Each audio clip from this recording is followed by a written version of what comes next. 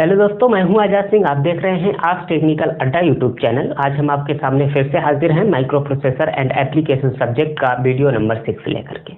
तो इससे पहले का जो वीडियो था वो था एक्सपेंडिंग मेमोरी साइज को कैसे बढ़ाएं।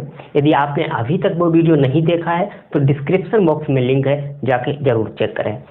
और आज हम लोग सीखने वाले हैं pin structure of memory chip. Memory में बहुत सारी पिन्स होती हैं, आपको पता होगा।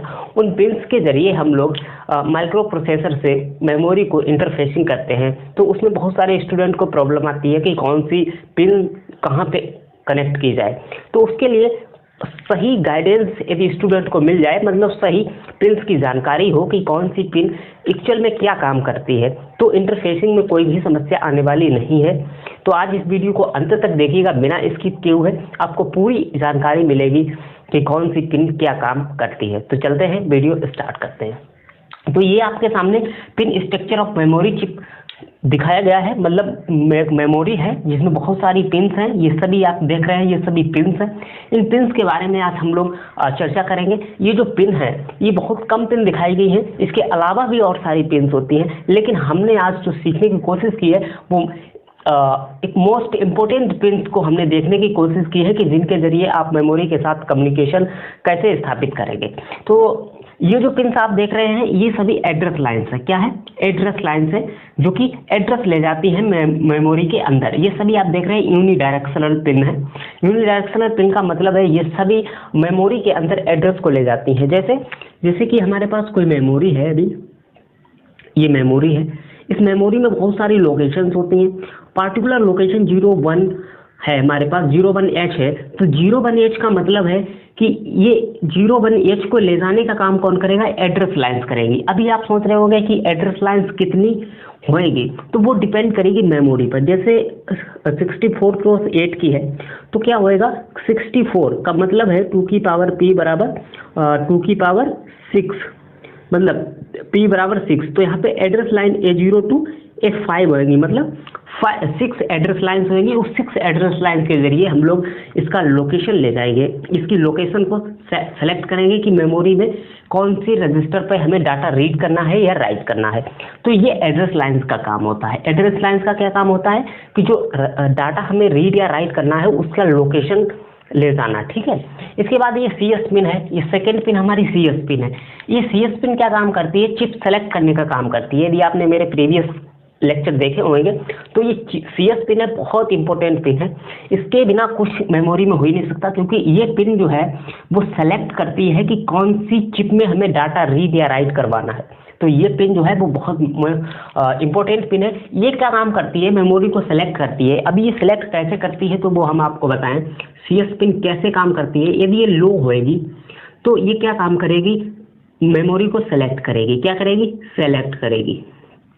ये पिन यदि लो होएगी तो सेलेक्ट करेगी, और यदि हाई होएगी तो ये सेलेक्ट नहीं करेगी। ठीक है ना। यदि इस पिन की जो वैल्यू है वो लो होएगी, एक्टिव लो होएगी, तो ये मेमोरी को सेलेक्ट करेगा। यदि हाई होएगी तो वो सेलेक्ट नहीं करेगा। ये इसका फंक्शन होता है CS पिन का। उसके बाद रीड राइट पिन। देखिए रीड राइट पिन क्या होता है? जैसा कि हमने ये पर्टिकुलर लोकेशन सेलेक्ट कर ली और CS के जरिए हमने चिप को सेलेक्ट कर लिया। उसके बाद आती है बात कि रीड करना है, सिग्नल जो हम भेज रहे हैं वो रीड करना है या राइट करना है। तो उसके लिए रीड या राइट पिन होती है। रीड राइट पिन जैसे कि 05 डाटा को हमें इस लोकेशन पे स्टोर करना है तो हमें क्या करना पड़ेगा? राइट कमांड भेजना पड़ेगा। क्या? राइट कमांड भेजना पड़ेगा, तो वो इसके जरिए भेजेंगे। तो ये कैसे एक्चुअल में काम करती है तो देखेंगे। जो रीड राइट पिन है यदि ये लो होएगी तो क्या कार्य होएगा? राइट करेगा। तो प्रोग्राम जो आएगा वो राइट करेगा। यदि ये हाई होएगी तो क्या करेगा? यदि ये हाई होएगी तो रीड करेगा। ठीक है ना। यदि लो होएगा तो राइट करेगा, हाई होएगी तो रीड करेगा। उसके बाद आप देखेंगे कि ये जो हमारी पिन्स हैं ये डाटा इनपुट लाइन्स है। ये डाटा इनपुट लाइन्स है। जो माइक्रो प्रोसेसर से डाटा आएगा वो मेमोरी की तरफ आएगा। तो ये हमने इनपुट लाइन्स दिखाने की कोशिश की है। तो इनपुट लाइन जरूरी नहीं यहाँ पे 2 हो, यहाँ पे और भी हो सकती हैं। ये इनके बीच में इनपुट लाइन्स, ये इनपुट लाइन्स डिपेंड करेंगी कि मेमोरी की कैपेसिटी पर। अभी यहाँ पे 8 दिख रही है, n बराबर 8 है तो यहाँ पे 8 होएगी इनपुट लाइन्स। अभी यहाँ पे 64x4 होता तो इनपुट लाइंस कितनी होती, 4 होती। तो मेमोरी पर डिपेंड करता है, यहाँ पे ये डाटा को लाने का काम करती है मेमोरी के अंदर, जैसा कि 05 डाटा है तो इसको लाने का काम कौन करेगा, ये डाटा लाइंस लाएंगे।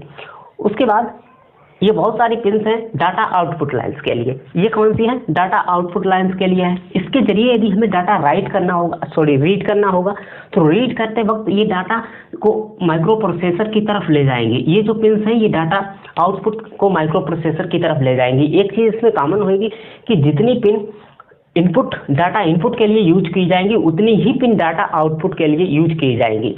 समझ रहे हैं ना मेरी बात। जैसे कि डाटा इनपुट हमने करवाया था 0000111, तो कितने 8 लाइंस की आवश्यकता थी, तो राइट करने के लिए भी हमें 8 लाइन की ही आवश्यकता होगी। इसके बाद एक पावर सप्लाई की लाइन है। ये पावर सप्लाई की लाइन क्या होती है, ये पावर सप्लाई की एक्चुअल में 2 लाइन होती है, एक तो ग्राउंड होती है और एक होती है बीसीसी। तो ग्राउंड पर नेगेटिव टर्मिनल और बीसीसी पर +5 वोल्ट कनेक्ट किया जाता है। कोई भी डीसी सप्लाई होती है तो उसमें एक पॉजिटिव टर्मिनल और एक नेगेटिव टर्मिनल होता है। तो पॉजिटिव टर्मिनल को हम किससे कनेक्ट करेंगे, बीसीसी से, और ग्राउंड को हम नेगेटिव टर्मिनल से कनेक्ट करेंगे। तो उससे ये पूरी मेमोरी जो है वो ऑपरेट होएगी। समझ रहे हैं ना मेरी बात। उसके बाद आती है ओई पिन और आउटपुट डिसेंबल पिन। देखिए ये बहुत महत्वपूर्ण पिन है, ओई पिन और आउटपुट डिसेंबल पिन। देखिए जब भी हमें आउटपुट की जो डाटा लाइन्स है इनको कंट्रोल करना होगा तो ओई पिन और ओ डिसेंबल पिन को हमें ध्यान रखना होगा। जैसे यदि ओई पिन मतलब आउटपुट इनेबल है तो हमें डाटा आउटपुट पर मिल जाएगा, जो हमने कमांड दी है वो हमें डाटा आउटपुट पर मिल जाएगा। यदि आउटपुट डिसेंबल है, यदि ये पिन आउटपुट डिसेंबल है तो हमें डाटा आउटपुट लाइंस पर नहीं मिलेगा। क्यों, क्योंकि ये रोकने का काम करती है एक तरह से। ये जो आउटपुट पिन यदि आपने डिसेंबल कर दी, इस वाली पिन को आपने अगर डिसेंबल कर दिया तो क्या होएगा कि ये रोकने का काम करेगा, ये डाटा आउटपुट पर नहीं जाएगा, अर्थात माइक्रो प्रोसेसर के पास नहीं जाएगा। तो इसलिए आपको यहाँ पर ध्यान देना होगा कि हमेशा ये पिन जो है यदि आपको डाटा आउटपुट पर लेना है तो इनेबल होनी चाहिए। तो ये तो थी आपकी पिन स्ट्रक्चर के बारे में थी, ये मोस्ट इम्पोर्टेंट पिन थी। तो ये जो पिन हैं, ये पिन है, ये डिपेंड करती हैं मेमोरी के साइज के ऊपर। लेकिन CS pin, read write pin और OE और आउटपुट डिसेंबल पिन और पावर सप्लाई की ये पिन कांस्टेंट होती हैं, हर मेमोरी में इतनी ही मिलेगी। समझ रहे ना मेरी बात। और ये डाटा पिन, एड्रेस पिन हमेशा चेंज होती रहती हैं।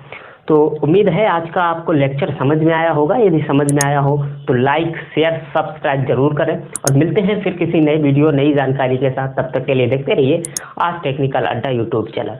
Thank you.